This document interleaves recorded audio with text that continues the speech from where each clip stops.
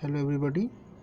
Today I am going to explain a new chapter, that is the coal and petroleum. The exercise of the coal and petroleum. See, question number first is that what are the advantages of using CNG and LPG as fuel? आपको बताना है कि CNG और LPG को as a fuel use करने के क्या क्या यहाँ पर एडवांटेजेस होंगे. सी, the first advantages is CNG is used for power generation, यानी इसे पावर जनरेशन में यूज़ किया जाता है. ठीक है. Next, LPG and CNG both are easy to store and transport. दोनों ही बहुत आसानी से स्टोर किए जा सकते हैं और एक स्थान से दूसरे स्थान तक ले जाए जाते हैं. Next, they are used as non polluting fuels to transport vehicle. ये जो है नॉन पोल्यूटिंग फ्यूल्स होते हैं, इसीलिए ये ट्रांसपोर्ट व्हीकल्स में ज़्यादा यूज़ किए जाते हैं. Next, these fuels have more energy per unit volume. इनके अंदर एनर्जी ज़्यादा होती है. Next, LPG can be used directly for burning in homes and factories. LPG का सबसे ज़्यादा उपयोग जो है वो फैक्ट्रीज और होम्स में किया जाता है. Next, these are easily available and have affordable cost. ये सस्ते होते हैं और आसानी से उपलब्ध होते हैं. Next, LPG and CNG has virtually no ash particles left after burning. जलने के बाद इनसे जो है वो ऐश नहीं निकलती है. ठीक है. Next, question number 2, name the product petroleum used for servicing of road. तो रोड की सर्विसिंग में ऐसा कौन सा पेट्रोलियम प्रोडक्ट है? The right answer is the bitumen. Bitumen is the right answer. Next, describe the coal formation from the dead vegetation. What is the process called? तो मैं आपको पहले बता दूं कि इस प्रोसेस क्या बोलते हैं. इस प्रोसेस को कार्बोनाइजेशन बोलते हैं. और किस प्रकार से यहाँ पर ये प्रोसेस एक्सप्लेन की जाएगी. देखिए, about 300 million years ago the earth had dense forest in low lining wetland areas. Due to natural process like flooding, these forests got buried under the soil as more soil deposited over them. They were compressed. The temperature also rose and they sank deeper and deeper. Under high pressure and high temperature, dead plants got slowly converted to coal. यानी कि लगभग 300 million years ago पीछे बहुत सारी जो है वो forest थे. कुछ नेचुरल प्रोसेस जैसे कि फ्लड के आने के कारण जो है वो उसके ऊपर जो फॉरेस्ट थे वो नीचे दब गया, उसके ऊपर बहुत सारी मिट्टी दबती चली गई. टेम्परेचर आपका जो है वो राइज हुआ. हाई टेम्परेचर हाई प्रेशर की वजह से जो भी वहाँ पे डेड वेजिटेशंस थे वो सब धीरे धीरे कोल में चेंज हो गए. इसी प्रोसेस को हम कार्बोनाइजेशन प्रोसेस कहते हैं. ठीक है. Next, question number 4. Question number 4 देखिए. This is the fill in the blanks. Fossil fuels are natural gas, coal, petroleum. तो यहाँ पे 3 कॉलम बने हुए हैं. एक में नेचुरल गैस, एक में कोल और अगला पेट्रोलियम.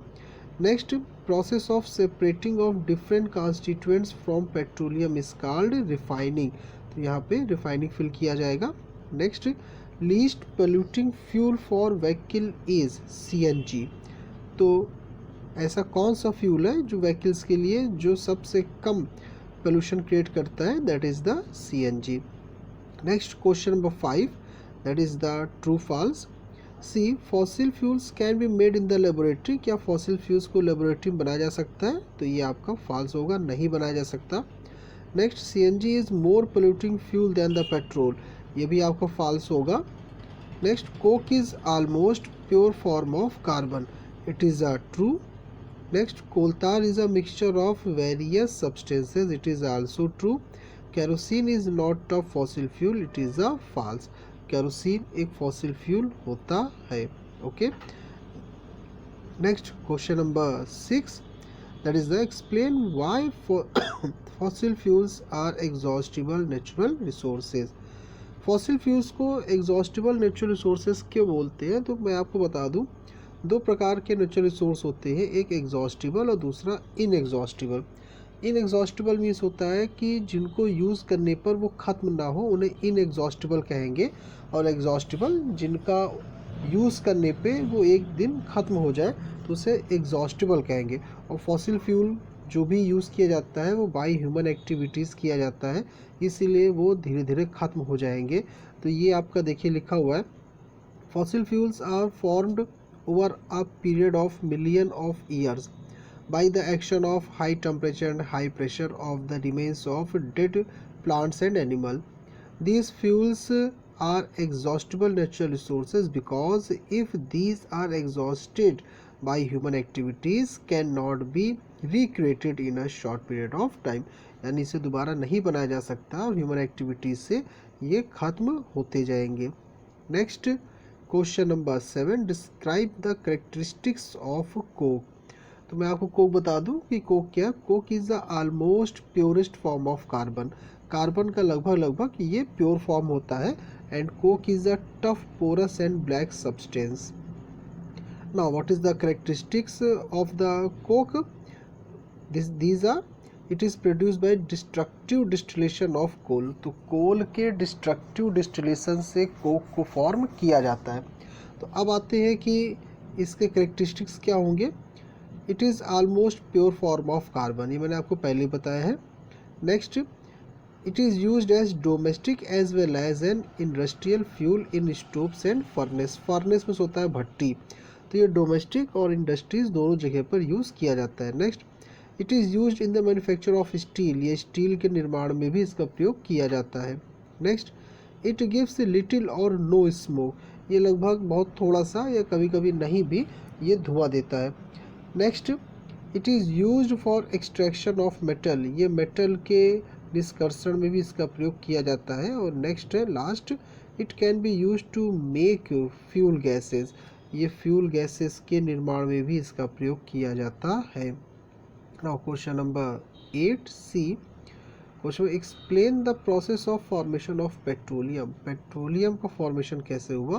तो ये मैं आपको एक सिंपलेस्ट लैंग्वेज में समझा दूँ कि जो भी सी एनिमल्स थे जब वो मर जाते थे तो वो बॉटम में सेटल हो जाते थे, वो मिलियंस ऑफ ईयर्स वो पड़े रहते थे और हाई प्रेशर और हाई टेम्परेचर और वहाँ पर एयर की एब्सेंस होने की वजह से वे सभी सी क्रीचर्स धीरे धीरे कन्वर्ट हो गए डेड ब्लैक सब्सटेंस में, जिसे हम कोल कहते हैं, सॉरी जिसे हम पेट्रोलियम कहते हैं।